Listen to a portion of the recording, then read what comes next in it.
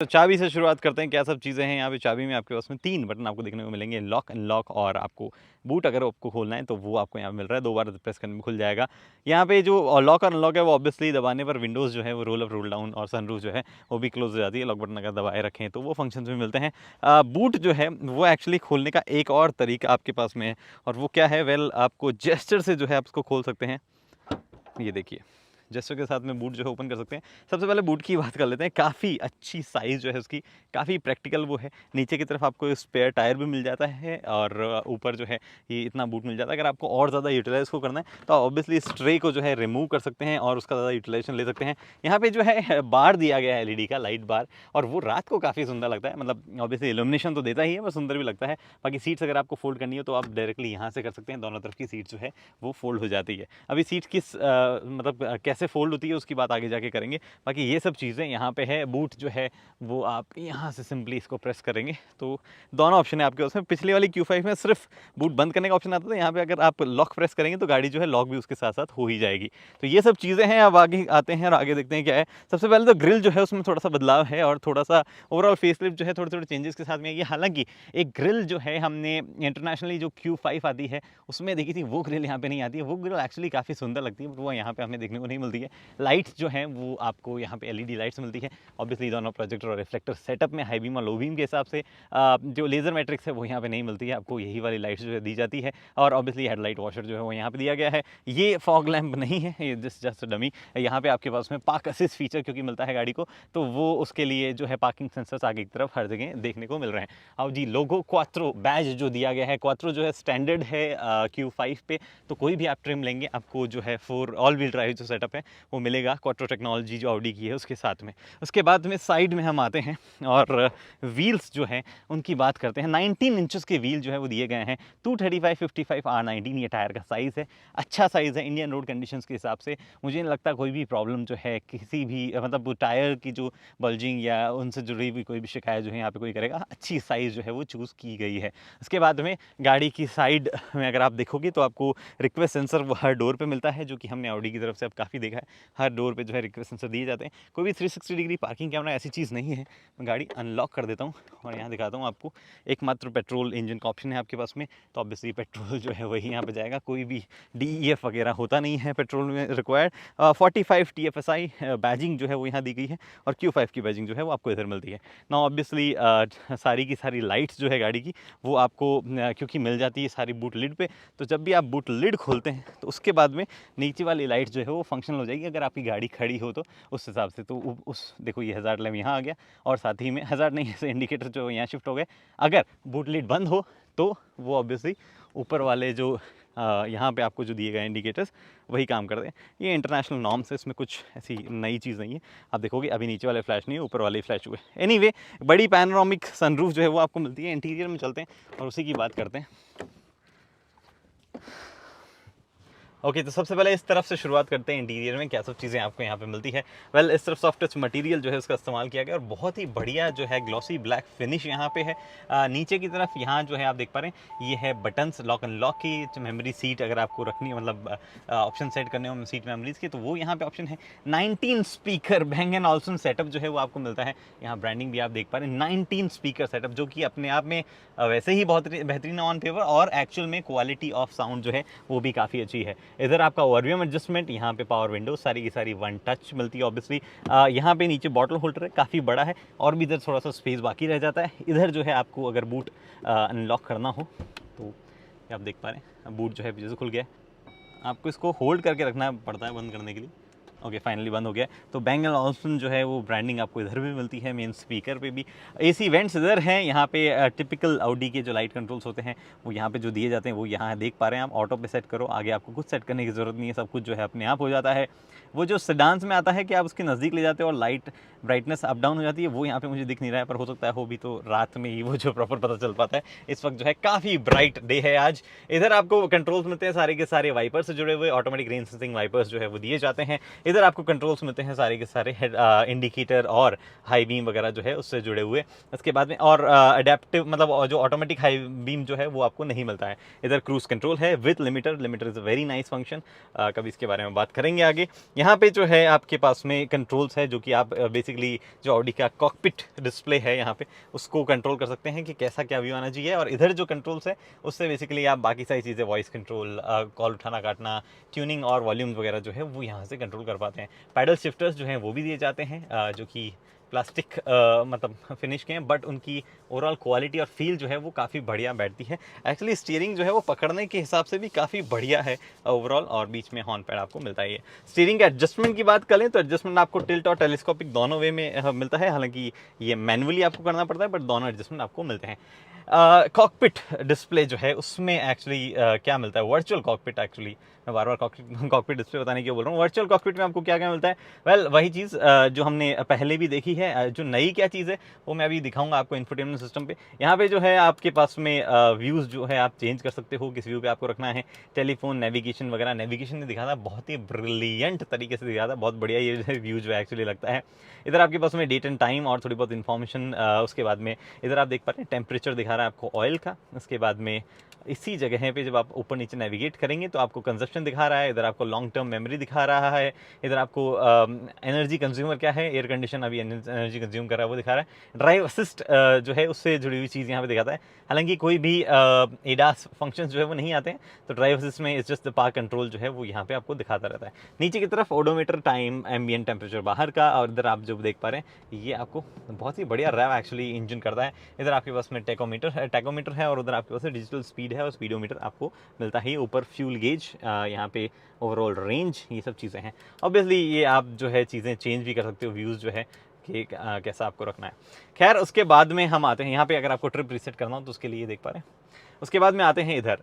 Okay, तेज़ धूप में स्क्रीन एंगल दिखाना जो है अपने आप में एक मेहनत का काम है। एनीवे यहाँ पे जो है होम स्क्रीन आपको कुछ ऐसे मिलती है। अभी ये टच स्क्रीन हो गई है, तो जो डायल हुआ करता था पहले उससे जब कंट्रोल किया जाता था इस पर्टिकुलर डिस्प्ले को, वैसा नहीं है। वो एमएमआई इनपुट जो है वो तरीका चेंज हो गया है। यहाँ पे आप टच स्क्रीन जो है आपको दी गई है। Radio, media, telephone, navigation, phone, apps, car, favourite settings, ये सब सेटिंग्स आपको देखने को मिलती है। हम क्विकली जंप करते हैं कार की सेटिंग्स पे, क्योंकि यहाँ पे कुछ और इंटरेस्टिंग चीज़ें जो है वो मिल जाती है। ऑडी ड्राइव सेलेक्ट, जिसमें आप बेसिकली अलग अलग मोड जो हैं जो कि आपको एक्चुअली काफ़ी मिलते हैं। 5 प्रॉपर मोड मिलते हैं, of road, efficiency, comfort, auto dynamic, उसको आप सेट कर सकते हैं। और एल्स इंडिविजुअल मोड अपने हिसाब से आपको ड्राइविंग सिस्टम जो है वो कैसा रखना है, सस्पेंशन कैसे रखने हैं, स्टीयरिंग कैसा रखना है, वो सब चीज़ें आप यहाँ से सेलेक्ट कर सकते हैं। अभी एयर सस्पेंशन नहीं आते हैं, बस सस्पेंशन की डैम्पिंग जो है वो आप यहाँ पे चेंज कर पाते हैं, और वो काफ़ी हेल्प करती है। इनफैक्ट क्वात्रो जो है वो भी उस जिस तरीके से ओवरऑल काम करता है वहाँ पे भी आपको इन सब चीज़ों का फील जो है वो थोड़ा और ज़्यादा आता है। हालांकि ये प्रॉपर हाईवेज या थोड़े हाई स्पीड्स पे ही वो फील आ पाता है, बट फिर भी अभी हम टेस्ट करके देखेंगे।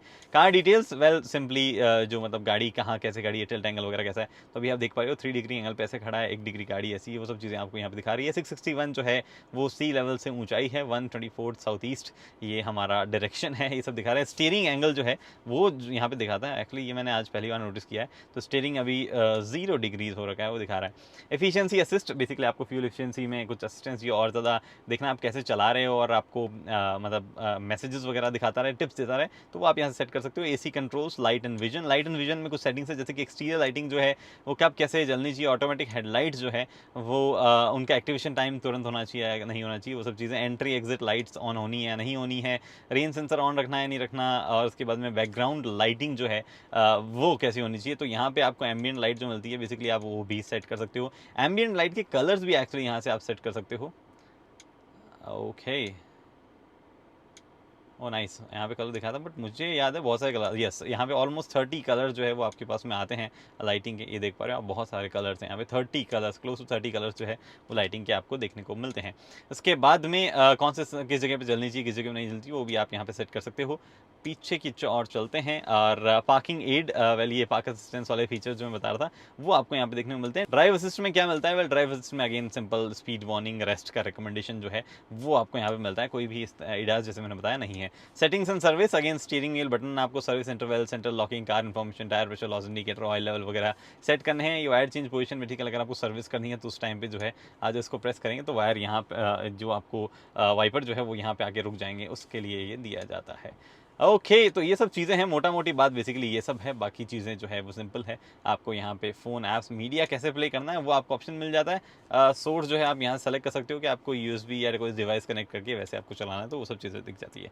ये स्क्रीन है 10.1 इंच की स्क्रीन जो है वो ये है, और थोड़ा सा प्रोट्रूड होगी उस तरीके से, इतना मतलब वेल इंटीग्रेटेड तो आप मैं नहीं कहूँगा कि लग रही है, बट स्टिल कोई और जो है स्क्रीन लग नहीं, नीचे एसी वेंट्स है, और उसके बाद में यहाँ पे एसी से रिलेटेड कंट्रोल है। 3 जोन क्लाइमेट कंट्रोल आपको मिलता है, जो कि आप यहीं देख पा रहे हैं, और ये टच सेंसिटिव बटन्स जो है इसके आते हैं, जो कि आप देख पा रहे हो ये टच करने पे इस तरीके से। उसके बाद में ऑटो, सिंपली यहाँ पे तो ऑटो आप दबाइए और आपका सारा काम हो जाएगा। I will probably put it to 27 और 26। उसके बाद में इधर ड्राइव सेलेक्ट है, अगर आपको ड्राइव सेलेक्ट करना हो क्विकली तो आप यहाँ से कर सकते हो टॉगल। ऑफ अगर आपको करना हो इंजन स्टार्ट ऑफ वाला सिस्टम तो वो आप यहाँ से कर सकते हो। अगर आपको ट्रैक स्टेबलाइजेशन कंट्रोल जो है, इलेक्ट्रॉनिक स्टेबिलिटी कंट्रोल, वो अगर आपको ऑफ करना हो तो, या फिर किसी और मोड पे ले जाना तो वो आप यहाँ से करते हो। पार्क असिस्ट ऑन करना हो, पार्किंग टाइम्स ऑन ऑफ करनी हो, हिल डिसेंट कंट्रोल अगर आपको ऑन ऑफ करना हो तो वो भी आप यहाँ से कर सकते हो। और एंड में आपको अगर ये टच स्क्रीन जो है वो बंद करनी हो तो बेसिकली आप वो भी यहाँ से कर सकते हो। नीचे की तरफ आपके पास में यहाँ पे 12 वोल्ट का चार्जिंग सॉकेट है कि यूएसबी है, which is a nice thing. ठीक है, मैन्युफैक्चरर्स आजकल टाइप सी देने लगे हैं, टाइप सी आपको उसमें भी मिलता है, बट सारी टाइप सी होने से भी थोड़ा नुकसान हो जाता है, बट यहाँ पे आपको रेगुलर यूएसबी देखने को मिलती है। थोड़ा सा स्पेस यहाँ पे जिसमें पार्किंग टिकट्स वगैरह कुछ रख सकते हैं, इंजन स्टार्ट ऑफ बटन यहाँ पे, ये जो स्पेस है थोड़ा सा इसको बेटर यूटिलाइज किया जा सकता है, तो थोड़ा सा और ब्रॉड या ऐसा कुछ दिया सकता है। अब इसमें फ़ोन जो है वो भी प्रॉपरली नहीं आता है, हालांकि फ़ोन का स्पेस कहाँ है उसकी भी बात करते हैं। यहाँ पे आपके पास में जो है गियर नॉब है, जो कि अब हम ऑडी की काफ़ी कार्स में देख चुके हैं। नाइस होल्ड करने वगैरह में अच्छा है, और सिंपल PRNDS जो आपको मोड्स मिलते हैं वो आप यहाँ पे देख पाते हैं। नीचे की तरफ इलेक्ट्रॉनिक पार्किंग ब्रेक है, ऑटो होल्ड आपको ऑन ऑफ करना है ऑटो होल्ड को, तो वो ये नॉब दिया जाता है वॉल्यूम और अगेन पावर के ऑफ ऑन ऑफ के लिए। तो मुझे तो ये नॉब जो है वो काफ़ी पसंद आता है, तो वो एक अच्छी चीज़ है, कई लोग अप्रिशिएट करेंगे। सेम ही नॉब जो है वो आप एक्चुअली ट्यूनिंग के लिए भी इस्तेमाल किया सकता है, और पैसेंजर के नज़दीक है तो वो भी जो है आराम से इस्तेमाल कर सकता है। थोड़ा सा स्पेस इधर है, यहाँ पे आपके पास में एक्चुअली एक ट्रे मिलती है, जिसमें मैं अपना फ़ोन रख के आपको दिखा देता हूँ।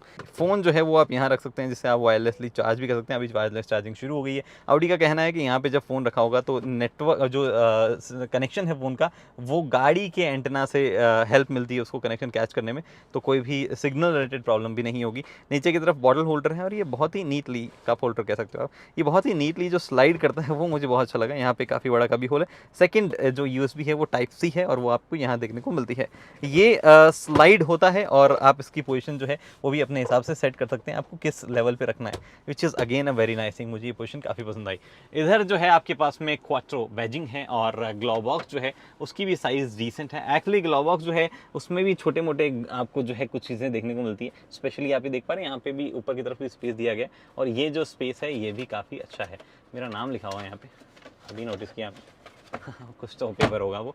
एनीवे, उसके बाद में एयर बैग, यहाँ पे ब्रांडिंग दी हुई है। एयर बैग एक्चुअली गाड़ी में 8 एयर बैग्स आपको देखने को मिलते हैं। सेफ्टी वाइज भी गाड़ी में काफ़ी ध्यान रखा गया है। उसके बाद सेम चीज़ आपको उधर मिलती है। सीट्स जो है कि कोई मेंटलिटी ऑप्शन या ऐसी कुछ चीज़ नहीं है, बट एक्चुअली इनका कंफर्ट लेवल बहुत अच्छा है इन सीट्स का। ऊपर की तरफ आपको जो है ARVM मिलता है, जो कि इलेक्ट्रोकॉमिक है, which is very nice thing. Touch sensitive आपको जो है कंट्रोल मिलते हैं। ये बंद इसलिए नहीं हो रहा है क्योंकि मैंने दरवाज़ा खोल दिया है, अदरवाइज जो है आप इसको टच करेंगे तो ये बंद और चालू जो है लाइट्स, LED लाइट्स हो जाती है। ब्राइट भी काफ़ी अच्छी है।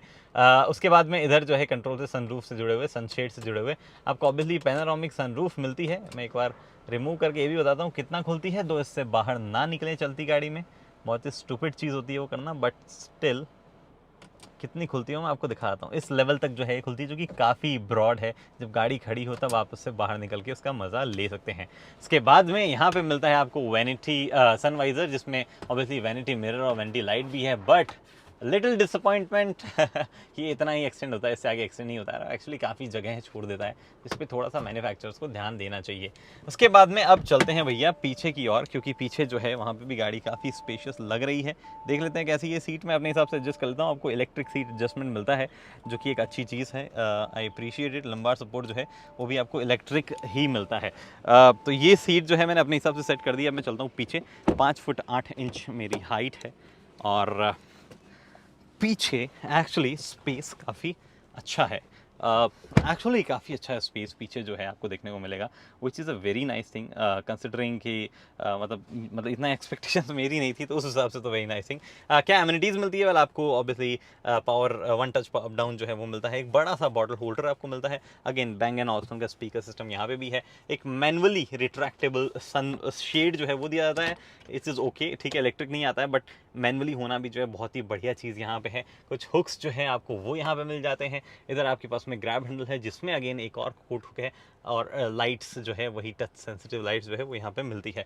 ये चीज़ें हो गई यहाँ पे। उसके बाद में इधर आपको अगेन क्लाइमेट कंट्रोल अगर आपको करना हो तो वो ऑप्शन आपको मिलता है, और नीचे की तरह का 12 वोल्ट का सॉकेट भी है। कोई भी यूएसबी जो है वो पीछे नहीं दी गई है, एक दी जानी चाहिए थी आई बिलीव, बट आपको 12 वोल्ट का सॉकेट मिलता है, तो आप उसके थ्रू जो है वो चीज़ों का इस्तेमाल कर सकते हैं। टनल काफ़ी बड़ी है, तो क्वेश्चन लोगों का ये होगा कि क्या 3 लोग बैठ सकते हैं? वेल 3 लोग बैठना जो है यहाँ पे मुश्किल है, एक बीच में बच्चा जरूर बैठ जाएगा, तीनों लोग अगर बैठें तो भी उनके लिए प्रॉपर सीट बेल्ट और हेडरेस्ट जो है वो दिया गया है। और अगर नहीं बैठ रहे हो लोग, तो आपके पास में जो है ये ऑप्शन है कि आप इसको एज ए आर्मरेस्ट यूज़ करें, या यहाँ पे कप होल्डर्स जो हैं उसका इस्तेमाल कर लें।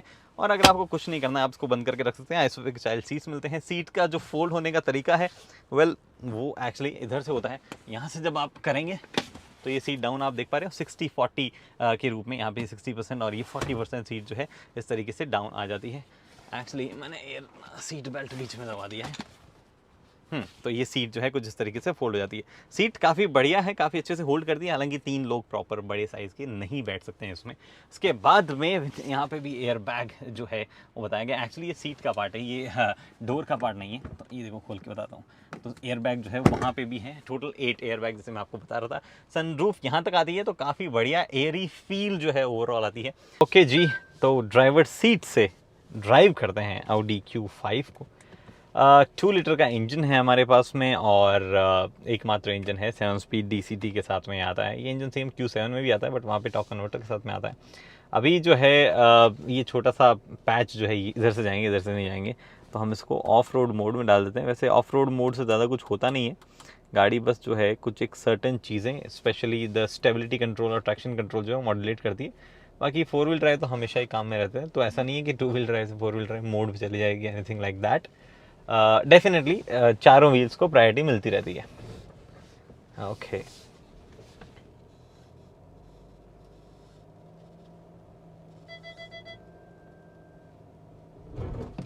एक्चुअली बढ़िया एंगल है। मैं देखता हूँ कि गाड़ी के जो वाइटल्स है वो कहाँ पे है।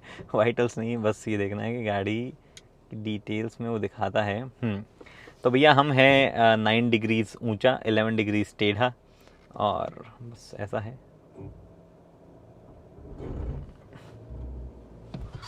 Nice.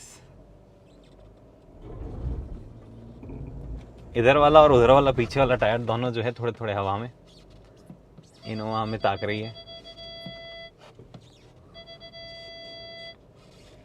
Okay let's do it. वैसे इतना मुश्किल ऑब्स्टिकल था नहीं है, तो गाड़ी ने मतलब ठीक ठाक तरीके से टैकल भी कर लिया। एनीवे, अब हम आते हैं उस जगह पे जाते हैं जहाँ के लिए बनी है प्राइमरली, मतलब ऑफ द रोड के लिए डेफिनेटली बनी तो इसीलिए एसयूवी है, बट मेनली चलेगी भैया गाड़ी जो है रोड पे। और हम डालते हैं इसको डायनामिक मोड में, क्योंकि हमारे पास आगे वैसे ट्रेन आ जाएगी। सबसे पहले वहाँ तक पहुँचने से पहले बात कर लेते हैं कि गाड़ी की ओवरऑल अर्गोनॉमिक्स कैसे हैं, और ओवरऑल गाड़ी जो है उसके डायनामिक्स मतलब उसका विजिबिलिटी कैसी है। तो विजिबिलिटी जो है वो गाड़ी की बेहतरीन है। आप इनफैक्ट खूबसूरत नज़ारे हर तरफ से देख पा रहे हैं। आगे भी पावना लेक दिख रही है, इधर भी पावना लेक दिख रही है। ए पिलर बहुत ही कम जो है हिंडर करता है आपकी विजिबिलिटी, और ORVM जो है थोड़े से बाहर निकले हुए से लगते हैं कि बहुत बाहर ज़्यादा हो गए। हालांकि जो साइज़ है ORVM की वो बहुत अच्छी है, मतलब जो मिरर की साइज़ है वो बहुत अच्छी है। Same goes with the other side, वहाँ से भी विजिबिलिटी अच्छी आ रही है। पीछे आपको IRVM में भी काफ़ी अच्छा दिखता है, हालांकि बोनेट उतना अच्छी तरीके से नहीं दिखता है, तो कई लोगों को जहाँ वहाँ पे कॉन्फिडेंस नहीं आता तो उनके लिए थोड़ी सी वो चीज़ होती है। बट क्योंकि गाड़ी में चारों तरफ अच्छे खासे सेंसर्स दिए गए, पार्किंग सेंसर्स, तो बिल्कुल भी शिकायत जो है मुझे नहीं लगता किसी को होनी चाहिए। फिर बात आती है कि कैसा गाड़ी की एर्गोनॉमिक्स है। तो एर्गोनॉमिक वाइज भी जो है गाड़ी एक्चुअली काफ़ी सॉर्टेड है, हर एक चीज़ जो है वो रीच में है। टच स्क्रीन हो गई तो मेरे को और ज़्यादा बेहतर लगने लग गई है। पहले वाला कंट्रोल कई लोगों को पसंद था, बट मुझे ऑनेस्टली अब टच स्क्रीन जो है वो ज़्यादा लॉजिकल लगती है, और ऑलमोस्ट हर चीज़ के लिए शॉर्टकट मिलते हैं। स्पेशली ड्राइविंग में अगर आपको कुछ चेंज करना हो और एसी कंट्रोल्स में करना हो, जो कि आप ज़्यादा करते हो, तो उसके शॉर्टकट्स आपको मिलते हैं, और जो नहीं मिलता है वो आप सिंपली ये बटन प्रेस कीजिए और जो है आप मतलब वो कर सकते हो। ये क्या बोल रहा है, unavailable when while parking ad is active. अच्छा, पार्किंग एड एक्टिव है क्या हमारा? ठीक है, अब एक्टिव नहीं है। अब हम जो है कमांड दे सकते हैं कि भैया ऑडी ये करो, ऑडी वो करो, कुछ कुछ कमांड, जैसे कि I am feeling cold hot, तो वो बाकी चीज़ें जो है कुछ कुछ उस तरीके से भी आप टैकल कर सकते हो। अदरवाइज जो बीच में वर्चुअल कॉकपिट व्यू है उसमें भी आप काफ़ी सारी सेटिंग्स एडजस्ट कर सकते हो। तो ये हो गई हमारी बात कि भैया अर्गोनॉमिक वाइज जो है गाड़ी अच्छी है, विजिबिलिटी वाइज जो है गाड़ी अच्छी है, कोई ऐसा अर्गोनॉमिकली, और इनफैक्ट ड्राइविंग कंफर्ट के हिसाब से भी अच्छी है। तो नीचे भी काफ़ी अच्छा स्पेस जो है आपको यहाँ पे ड्राइवर को अपने पाँव वाँव रखने के हिसाब से मिलता है। अगर आपकी साइज़ मतलब थोड़ी सी ज़्यादा है मेरे से, बल्क प्रॉब्ली 6 फुट के हैं और अच्छी बल्क के हैं, तो भी आपको मुझे नहीं लगता कोई वहाँ पे इश्यू होने वाला है। तो ये बातें हो गई सारी की सारी ड्राइविंग कंफर्ट, विजिबिलिटी और अर्गोनॉमिक्स की। अब बात करते हैं, स्ट्रेट जंप करते हैं पहले गाड़ी की राइड और डायनामिक्स हैंडलिंग वगैरह जो है उसकी बात कर लेते हैं। तो डायनामिक मोड में मैंने डाल रखा है, और अगर कुछ बाकी रह गया हो तो मैं मतलब मैनुअल उसमें डाल देता हूँ, और पैडल शिफ्टर्स का मैं इस्तेमाल करूँगा। नाइस। तो यहाँ पे जो है आपको क्या मिलता है, वेल 2 लीटर का जो इंजन है ये 249 हॉर्स पावर और 370 न्यूटन मीटर का टॉर्क देता है आपको। अब ये इंजन जो है वो चलाने में इतना रेव हैप्पी है, एक्चुअली मैं नीचे जा रहा हूँ, मेरा मन कर रहा है मेरे को ऊपर आना चाहिए था सेम जगह से, वो भी कर लेंगे अभी। तो इतना रेव हैप्पी एक्चुअली ये इंजन है कि आप मतलब ठीक है, आप लोअर गियर में भी हाई स्पीड करते रहो जैसा कि मैं अभी कर रहा हूँ, ऑल द वे 7000 आरपीएम तक जाने की कोशिश जो है इस इंजन की रहती है, और कोई भी स्ट्रेस फील नहीं होने देता है अंदर। आपको आवाज़ जरूर अंदर आती है, बट कोई हार्शनेस या वाइब्रेशन जैसी चीज़ जो है वो अंदर नहीं आती है। वो एक बेहतरीन चीज़ इसके बारे में है। खैर, इंजन की बात बाद में करेंगे डिटेल में, पहले बात करते हैं राइड और डायनामिक्स कैसे हैं। तो डायनामिक्स जो है आपके पास मल्टीपल मोड्स मिलते हैं, जहाँ आपको स्टीयरिंग और सस्पेंशन मिल जाता है। अभी मैं डायनामिक मोड जो प्रॉपर बेस्ट मोड आपके लिए हो सकता है उसमें मैं हूँ। और यहाँ पे क्या सब कैसी चीज़ लग रही है, देखो कंफर्ट के हिसाब से जो है ये गाड़ी थोड़ी सी अच्छी है। हालांकि अगर आपको प्रॉपर ड्राइविंग फील चाहिए, एकदम कड़क स्टीयरिंग जो चाहिए, वो चीज़ें यहाँ पे उतनी ऑफर नहीं हो पाती है। थोड़ा सा बेहतर आई बिलीव X3 में वो फील आ जाती है आपको इन टर्म्स ऑफ हैंडलिंग, लेकिन एक बढ़िया बैलेंस कंफर्ट और हैंडलिंग वाला जो है यहाँ पे आपको मिलता है। खराब सड़कों पे भी हमने ये चलाई है, और एक्चुअली बहुत ही अच्छी तरीके से मतलब जो कहते हैं ना गड्ढे, ये गाड़ी टैकल करती है। अभी तक कोई ऐसा मौका नहीं मिला है कि एक्सट्रीमली जो कहते हैं ना रंबल स्ट्रिप्स या एक्सट्रीमली पैची रोड पे हाई स्पीड करने का मौका मुझे नहीं मिला है, तो वो उस पर मैं कमेंट नहीं करना चाहूँगा। बट इन जनरल गाड़ी जो है मुझे एकदम सही लग रही है इन टर्म्स ऑफ राइड और कंफर्ट। अच्छे से बम्प्स जो हैंडल करी, हालांकि जो 18 इंचेस पहले लगे आते थे Q5 में, उसके साथ में थोड़ा और बेहतर राइड आपकी हो जाती खराब सड़कों, बट स्टिल 19 इंचेस के हिसाब से भी राइड अच्छी है। तो मोड में चेंज कर लिया और कंफर्ट मोड में अब मैं आ गया हूँ, और कंफर्ट मोड में जो है सस्पेंशन थोड़े से और ज़्यादा बिहेव बेटर करते हैं, और स्टीयरिंग जो है वो भी थोड़ा लाइट हो जाता है। बिहेव बेटर करना इन द सेंस कि थोड़ा सा कंफर्ट के हिसाब से बिहेव करते हैं। हालांकि बॉडी रोल जो है वो इस गाड़ी मतलब SUV है, बट उतना फील नहीं होता है, और इसका श्रेय आप थोड़ा बहुत क्वाट्रो का भी दे सकते हो। जिस तरीके से वो पावर सेंड करता है डिफरेंट व्हील्स पे अराउंड द कॉर्नर, जो फील आपको आती है वो इतनी ज़्यादा बॉडी रोल वाली फीलिंग जो है वहाँ पे आपको आती नहीं है, which is a very nice thing. चाहे आप किसी भी मोड में हो, और बढ़िया फीलिंग एक्चुअली ऑनेस्टली आती है ओवरऑल कंफर्ट के हिसाब से। शार्प बम्प्स पे जैसे ही आप जाते हो वहाँ पे ज़रूर आपको जो है थोड़ा सा जो कहते हैं ना सस्पेंशन की नॉइज़ अंदर आने लग जाती है। उसके अलावा थोड़ा सा मज़ा आ रहा है मुझे। उसके अलावा ऐसी कोई भी शिकायत जो है गड्ढों से आप नहीं करेंगे in terms of suspension noise.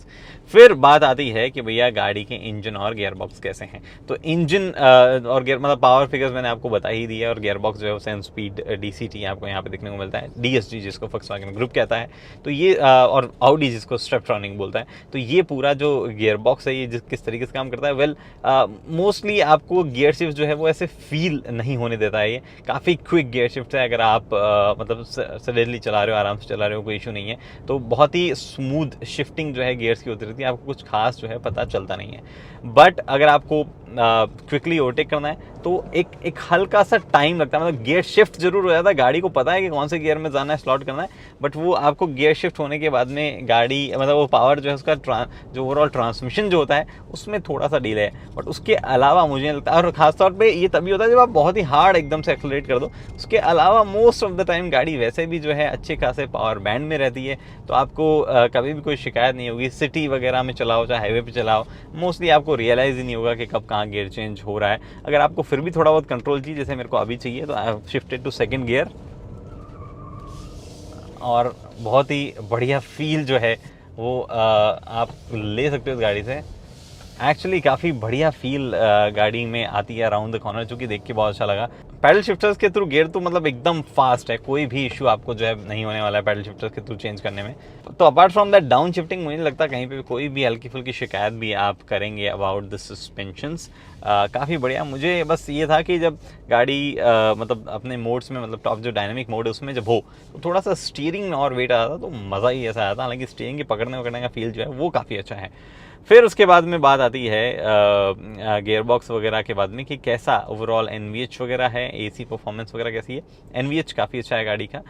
Little bit of मतलब जो नॉइज़ है वो भी तब आएगी जब बहुत ज़्यादा ड्राइव करोगे, उसके अलावा नॉइज़ सुनने को नहीं मिलेगी। काफ़ी स्मूथ रोड पे मैं चला रहा हूँ और उतनी स्मूथ, उतना ही साइलेंट जो है कैबिन भी है।